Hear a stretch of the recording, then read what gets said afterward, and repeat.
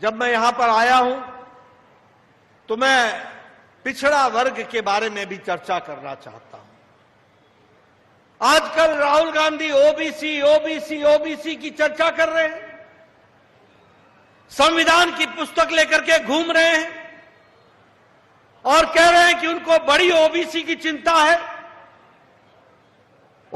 मैं पूछना चाहता हूं कि जब मंडल कमीशन की रिपोर्ट आई थी तो राहुल गांधी जी, आपकी पूज्य दादी जी उस पर क्यों बैठी रही, क्यों उस पर एक्शन नहीं लिया गया और क्यों इंतजार किया गया कि जब केंद्र में वीपी सिंह की सरकार बनी, जिसको समर्थन भारतीय जनता पार्टी ने दिया था, जब हमारी सरकार का समर्थन मिला तब मंडल कमीशन लागू हुआ और ओबीसी को आरक्षण का दर्जा दिया गया।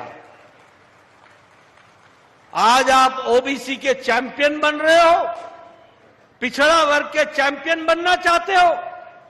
बताओ मुझे, राजीव गांधी फाउंडेशन में कितने ओबीसी के सदस्य हैं? बताओ मुझे, सोनिया गांधी के यूपीए की सरकार के दौरान नेशनल एडवाइजरी कमेटी में जिसकी चेयरमैन श्रीमती सोनिया गांधी थी, उसमें कितने ओबीसी थे? और मुझे बताओ, कांग्रेस पार्टी के राहुल गांधी जी, आपके कांग्रेस वर्किंग कमेटी में कितने ओबीसी हैं? मैं गौरव के साथ कह सकता हूं कि आज मोदी जी के नेतृत्व में चलने वाली भारत सरकार में 27 ओबीसी मंत्री हैं, 27 ओबीसी मंत्री। मैं ये भी गौरव के साथ कह सकता हूं कि अगर बैकवर्ड कमीशन को, पिछड़ा वर्ग के कमीशन को अगर किसी ने संवैधानिक दर्जा दिया तो वो किसी और ने नहीं दिया, वो श्रीमान नरेंद्र मोदी जी ने दिया। ये भी हमको ध्यान में रखना चाहिए। उसी तरीके से अगर मैं बात करूं आदिवासी भाइयों की, तो मैं ये कहना चाहता हूं कि यहां भी राज्यपाल श्रीमती द्रौपदी मुर्मू, हमारी आदिवासी बहन, उनको लगाने का काम नरेंद्र मोदी जी ने किया था। मैं ये भी बताना चाहता हूं कि भारत की पहली महिला आदिवासी राष्ट्रपति बनाने का काम आदरणीय नरेंद्र मोदी जी ने करके आदिवासी गौरव को आगे बढ़ाया है। आपको जानकर खुशी होगी कि हमारे आदिवासी भाइयों का बजट 3 गुना बढ़ा दिया गया है, 3 गुना हो गया है।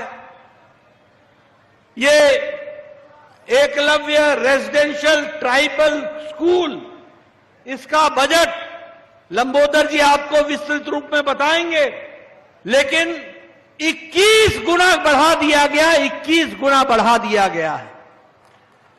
आपको जानकर खुशी होगी कि प्रधानमंत्री जनमन योजना, जिसमें आदिवासी भाइयों के गांव के लिए सड़क, आदिवासी भाइयों के गांव में स्कूल, आदिवासी भाइयों के गांव में स्वास्थ्य की सुविधा, आदिवासी गांव में पीने का पानी की व्यवस्था, ये पीएम जनमन योजना के तहत 24,000 करोड़ रुपए खर्च करके इस काम को आगे बढ़ाया जा रहा है। इसलिए मित्रों, पिछड़ा वर्ग, अति पिछड़ा वर्ग, आदिवासी, इनकी चिंता अगर किसी ने की है तो वो आदरणीय प्रधानमंत्री जी ने की है।